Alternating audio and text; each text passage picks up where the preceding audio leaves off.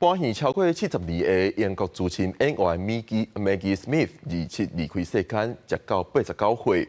伊有真侪作品也得过真侪奖，亲像伫咧电影《Harry Potter》就演麦教授，伫咧影集《长盾庄园》演老妇人，有真侪民众拢感觉真唔甘。一只好白鸟，一个变做高矮的女性。电影《哈利波特》内底，甲变形学的麦教授受到真侪野味介意。扮演这个角色的英国资深演员马基史密斯27伫伦敦一间病院过身，享受89岁。全球的民众拢感觉唔甘。那是英王查尔斯3世发文哀悼，大概野册也拢公开对伊这位伟大演员的成就。It's a very sad day for the whole culture of theatre and cinema in England. She was one of the greatest actresses of the past century, without a doubt.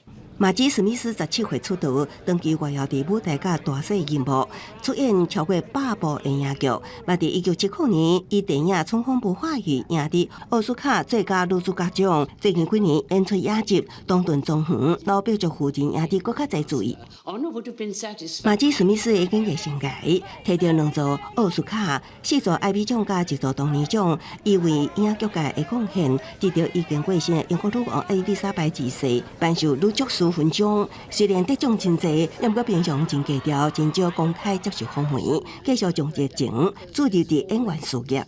I don't know what that could possibly be, but if there is ever a chance for me to try again, I would love to do it. 拄好的是《哈利波特》剧中扮演邓布利多校长的演员迈克·坎班，也伫去年刚一日过身。《哈利波特》野味拢表示，麦教授马基史密斯是去另外一个世界找邓布利多校长啊。公司新闻neuan编译。